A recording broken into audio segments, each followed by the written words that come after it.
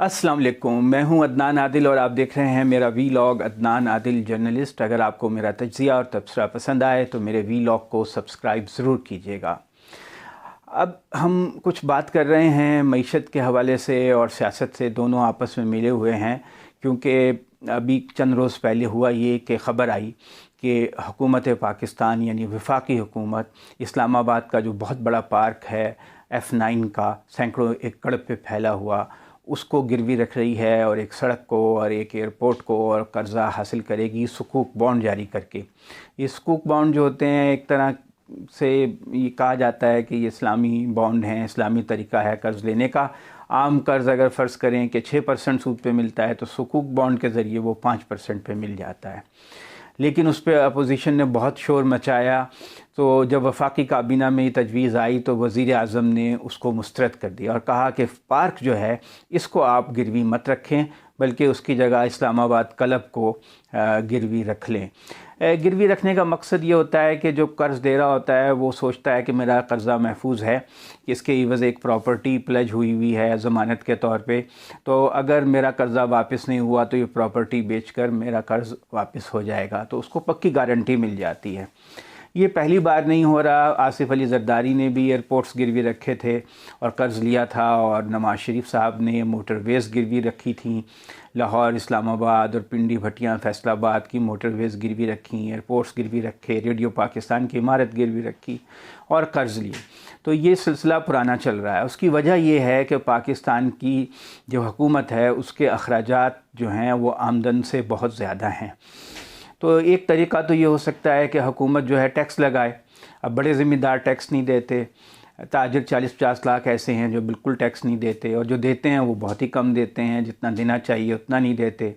तो फिर दूसरा तरीका क्या है? अगर टैक्स नहीं ले सकते, अगर टैक्स लगाने की कोशिश करते हैं, उनसे लेने की कोशिश करते हैं, तो ज़िम्मेदार तो अपने पे टैक्स लगने ही नहीं देते, वो तो असम्बलियों में बैठे हैं। जो ताजिर हैं वो हड़तालें कर देते हैं। तो हुकूमत फिर आसान रास्ता इख्तियार करती है, कर्ज़ा लेती है।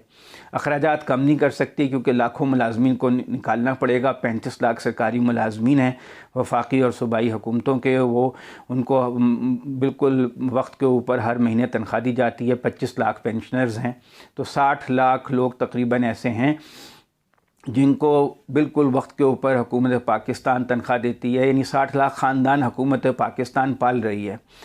तो एक ख़ानदान में 6 लोग होते हैं, तो आप अंदाज़ा लगाएं कि 3.5 करोड़ लोग जो हैं उससे फ़ायदा उठा रहे हैं हुकूमत पाकिस्तान की जो रियासत का निज़ाम है उससे। फिर 7 लाख लोग जो हैं ओल्ड एज बेनिफिट स्कीम के तहत भी लेते हैं तनख्वाह हर महीने, और 1 करोड़ के करीब लोग ऐसे भी हैं जिन्हें हर 3 महीने बाद हुकूमत कुछ वजीफ़ा देती है कैश प्रोग्राम के तहत, एहसास कैश प्रोग्राम के तहत। तो पाकिस्तान की एक बहुत बड़ी आबादी जो है, तकरीबन 1/3 आबादी जो है हुकूमत पाकिस्तान से फैज़याब होती है। उसको डायरेक्ट कैश ट्रांसफ़र होता है। प्राइवेट इदारों में तो तनख्वाह लेट भी हो जाती है, लेकिन हुकूमत की तनख्वाह लेट नहीं होती, और फिर पेंशन है, छुट्टियां हैं और बहुत सहूलतें हैं। तो जब टैक्स देने की बात आती है लोग कहते हैं ये सानू हुकूमत ने की देता, हुकूमत हमें क्या, हमारे लिए क्या करती है? भाई हुकूमत इससे ज़्यादा और क्या करे कि मुल्क की 1/3 जो ख़ानदान है, यानी 3.25 करोड़ ख़ानदान है पाकिस्तान में, तो 1/3 ख़ानदान ऐसे हैं जो हुकूमत पाकिस्तान से डायरेक्ट कैश ले रहे हैं हर महीने, और बाज़ उनमें से 3 महीने बाद वजीफ़ा ले रहे हैं।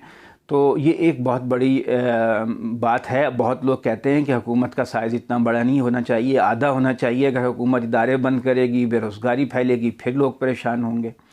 तो हुकूमत पाकिस्तान जो है वो इस मसले का शिकार रहती है कि उसका जो इस वक्त सूरत हाल ये है कि हुकूमत के अखराजात जो हैं वो उसकी आमदन से दुगने हैं।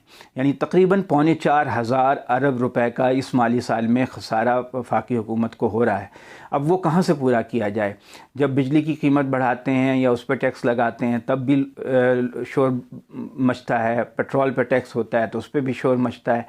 लेकिन लोग चाहते हैं कि टैक्स ना लें, लेकिन हुकूमत तो हमें देती रहे, को आसमान से कोई पैसे बरसते हैं जो उनको तकसीम कर दिए जाएँ। ऐसा नहीं हुआ करता। अब इशू ये है कि पाकिस्तान के मसाइल बहुत ज़्यादा हैं और वसाइल कम हैं। एक तो मसला ये है कि पाकिस्तान में कौमियत का जज्बा नहीं है, पाकिस्तानी कौम होने का जज्बा नहीं है, लसानी नस्ली तफरीक है, फ़िरका वाराना आपस में एक दूसरे से अनाद है लोगों को। तो एक पाकिस्तानी होने का जो एहसास है वो बहुत कम है। اور پھر یہ کہ لوگوں کی زیادہ جو وابستگی اپنے عقائد کے ساتھ ہے، آپ دیکھیں اپنے رسم و رواج کے ساتھ ہے، شادیوں پہ لاکھوں روپے خرچ کر دیتے ہیں. حکومت کو اگر یعنی 30-35 لاکھ روپے شادی پہ خرچ کر دیں، حکومت کو اگر 1 لاکھ یا 50,000 روپے دینے پڑ جائیں تو کہتے ہیں جی دیکھیں کتنا ظلم ہے یہ ہمارے پر. اس طرح عبادات ہیں، رسم و رواج ہیں ظاہری، تو ان کے اوپر تو خرچ لوگ کر دیتے ہیں، لیکن ریاست کے ساتھ جو ہے وہ وفاداری نبھانے کے لیے تیار نہیں. صرف پاکستانیت اس وقت جاگتی ہے جب کوئی باہر سے خطرہ ہو، انڈیا سے جنگ کا خطرہ ہو.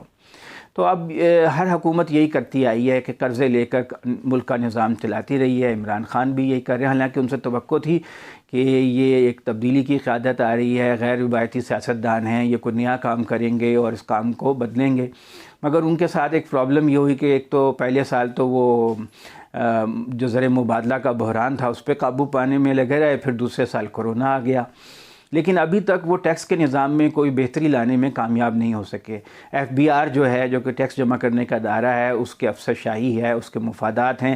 جتنا ٹیکس وہ حکومت کے لیے جمع کرتے ہیں اتنا وہ رشوت کے طور پہ خود وصول کرتے ہیں. وہ خود بھی بہت امیر ترین ہوتے جا رہے ہیں، لیکن حکومت کو وہ پورا ٹیکس جو ہے نہیں ملتا. جب تک اس ادارے کو بالکل تشکیل نو نہیں کی جائے گی، حکومت کے معاشی مسائل حل نہیں ہوں گے اور بہت سختی سے کام لینا پڑے گا، تب جا کر پاکستان میں یہ ٹیکس کا نظام بہتر ہو سکتا ہے. لوگ ٹیکس دیں تاکہ بجٹ کا خسارہ نہ ہو، اور پھر حکومت کو یہ ادارے جو گروی رکھنے پڑتے ہیں یہ نہ رکھنے پڑیں. اس سے پھر یہ بھی فائدہ ہوگا کہ حکومت زیادہ ترقیاتی کام کر سکے گی. دیکھیں حکومت موٹر ویز بنا رہی ہے، ریلوے کا نیا پروجیکٹ شروع ہو رہا ہے، ڈیمز بنا رہی ہے.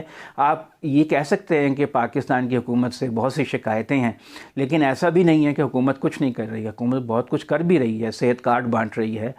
تو لوگوں کو پاکستانی ہونے کا احساس ہونا چاہیے اور اپنے ملک کی جو ذمہ داریاں ہیں، کوئی اتنا اہم بات نہیں ہے. اگر ایک دکاندار جو ہے اس کا منافع 3 لاکھ روپے ہے مہینے کا، اگر وہ 10-20 ہزار روپے حکومت کو دے دے گا تو کوئی قیامت نہیں آئے گی. اس کا فائدہ اس کو بھی ہے، اس کے بچوں کو بھی ہے، ہماری نسلوں کو بھی ہے، ملک مضبوط ہوگا. تو بہرحال یہ پاکستان کے مسائل بڑے گھمبیر ہیں، ان کا کوئی ہومیوپیتھی علاج ہونا ممکن نہیں ہے، اسپرین سے اس کا علاج نہیں ہوگا. ابھی تو عمران خان روایتی طریقے سے کام کر رہے ہیں. اگر معاملات کو ٹھیک کرنا ہے تو اس کی ریڈیکل سرجری کرنی پڑے گی اور کوئی بڑے ایک دلیرانہ بہادری کے ساتھ قدم اٹھانا پڑے گا، چاہے لوگ کتنا ہی شور مچائیں. مگر جو ایک دفعہ بگاڑ ہے اس کو ٹھیک کرنے کے لیے سخت ایکشن کرنا پڑے گا، تبھی یہ معاملات ٹھیک ہو سکیں گے. یہ ایڈہاکزم کے بس ڈنگ ٹپاؤ پالیسی جو ہے، یہ گروی رکھ دو، وہ گروی رکھ دو، ایک وقت آئے گا کہ ہماری زمین کا چپا چپا گروی رکھا جائے گا قرض لینے کے لیے اگر ہم اس نظام کو ٹھیک نہیں کریں گے. تو عمران خان کے 2.5 سال تو گزر گئے، 2.5 سال رہ گئے ہیں. اب وہ اس میں کوشش کریں کہ کوئی ایسا بہادری سے قدم اٹھائیں جس سے معاملات جو ہیں مستقل بنیادوں پہ حل ہو سکے.